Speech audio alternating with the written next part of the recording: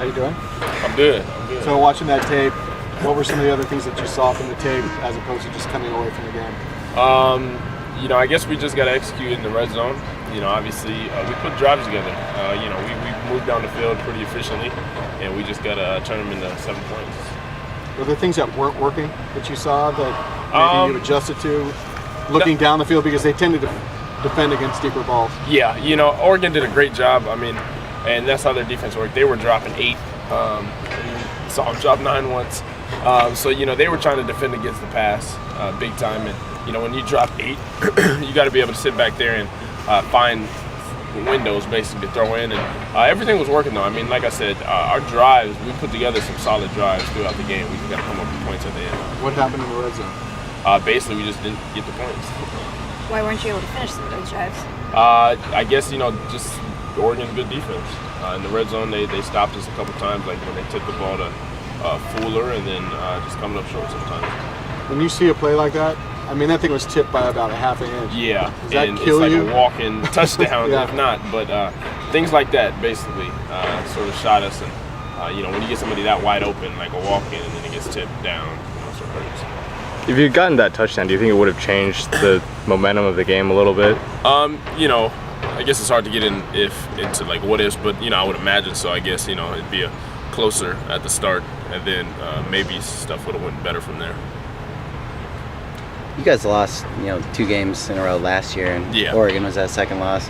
What was the key to making that turnaround after that loss, and how can you learn from that going into this one? I think it's just learning the same thing as last year. Understanding that, going forth, we still got to play our game in our brand of football. It's not playing against anybody. It's playing against our own standards in UCLA football. That's really what it comes down to. It's been a while since you guys have won in Berkeley, a weird amount of time. Yeah. What do you remember from that last game? 2 years ago? Yeah. It wasn't a pretty one. But at the same time, we learned a lot, and I think that was going all the way back to my freshman year. So, we didn't come out victorious that game, but, this year, hopefully we can change that around. Do you look back on that and think that was one of your worst games that you've had? It was probably one of them. But like I said, 2 years ago, back to the freshman year, there was a lot of mistakes made in that game. Do you think the offense is neglecting tempo a little recently? Do you think you're playing at the tempo that you want to play? Yeah. I think Saturday we moved the ball pretty well. I think we were snapping it still with anywhere between 15 and 25 on the clock. So we were still moving. Some plays, obviously, when you're in certain situations, you have to kill tempo a little bit to make sure everything else is the way it should be. But at the same time, we were still moving pretty fast.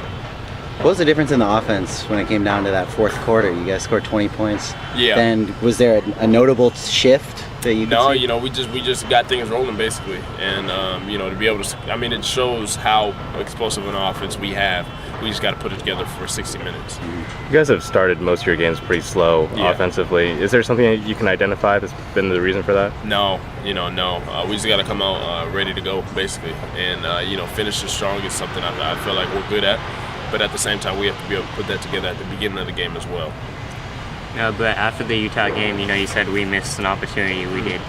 How do you kind of view this game in hindsight, like looking back? Still another opportunity miss. Nothing's perfect, like I said. And at the same time, every game, you end up on the short side is a missed opportunity. Road teams are 14-4 in Pac-12 games so far. You've been on the wrong end of 2 of them at the Rose Bowl. Any thoughts on the lack of home field advantage in the league this year? No. I personally don't really care about all that stuff. Statistics are statistics, but at the end of the day, you're in between the white lines and there, so that's what we got to get to. Do you think this team responds more to underdog mentality rather than a front runner? I guess both ways. Like I said, we got to come out and play football, and that's really what it boils down to. No matter if it's underdog, no matter if it's front runner, we got to play our game. How much a difference has Paul made, especially when he has a big game like that? Huge. Paul Perkins, is a one-of-a-kind back. And I think to take the reins after Jonathan Franklin leaving and stuff like that, he's done a tremendous job. And I think he's in the top 10 rushing right now, and he's done a tremendous job. Chandler High product, so give him all the props I can. You look at the stat sheets. Does it now look right that there's a running back at the top of the rushing? Yeah, that's pretty sweet. Yeah, pretty sweet. Yeah. Yeah, it looked a little abnormal last year. Is that? Yeah, but Paul is doing a great job for us. When you rush for 200 yards like that and doing it consistently, and to I know you guys watch the game, but I mean, the things he's able to do in open field is pretty spectacular. What's different about him this year than it was maybe last year? I think it's just comfort with the offense and experience. I think, when you get more comfortable with things, you're able to feel like you can do a little more and have more confidence in what you can and can't do. And he's come such a far way from last year to this year. I mean, it's crazy. But that's kudos to the coach and helping him. But Paul has really turned this, that running back position around. It seems like you guys use the read option a little more effectively this time around. Is that something you feel like you guys are comfortable enough doing that you'll use it more often going forward? If it's in the game plan, versus Oregon, we liked it. And, obviously if it's something versus Cal, we got to look into, we're going to check it out and get the game plan ready to roll. But each week it differs. So, if we like it, we'll run it. If it doesn't look right versus, a certain scheme, then, we'll have to find something else. Did you expect that you'd be running that many times? That was your career high for carries. Yeah. And at the end of the day, if I got to do it, I got to do it. But if I got to take off running like that, I'm gonna. And I think we ran for 120 some yards, and it was fun. But at the same time, we just have to make things work. What's it been like for you as kind of like a big brother to Paul Perkins to see him grow into the back that he's becoming? It's special to be able to grow up with Paul Perkins and to sort of mentor Eldridge and all these other players. Just to see him and Paul, like you just asked, it's special to see them grow into the men that they're becoming. And you can see Paul Perkins is going to be a special back for us here at UCLA. Did you see that, early on when he was younger, when you guys were together? Yeah, I knew it from, I've grown up, we ran track as little kids, from cheetahs to now. And so we've been together our whole life, and then to see him grow up into who he is now it's special, but it's, crazy to see, we're still playing football together.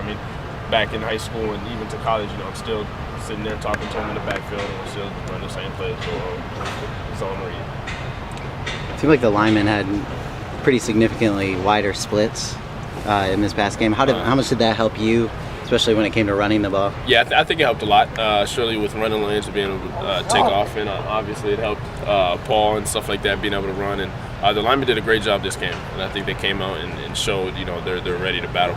Was that more of a team-specific thing, or is that something that you saw help out the linemen just in general in their protection? I think it helped them out a little. Obviously, talking to them will probably be better to get their feel for it. But obviously, if it helps them, they're going to do it.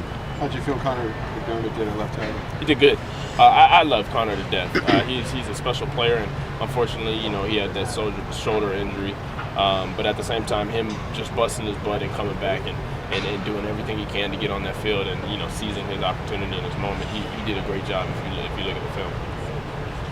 But Jordan Payton said, now we have to kind of like win every game, do everything right. Does it kind of feel like the team's backs are against the wall? Is that a mentality that's shared? You can think of it like that, but to me, I always, I tend not to create excess pressure on individuals or the team. And when we look at it, we would like to win out, and that's what we need to do. But at the same time, you can't focus on what you need to do in the whole scheme of things. You got to focus on this game, and then the next week you got to focus on that game specifically. Cool. Thanks, Brett.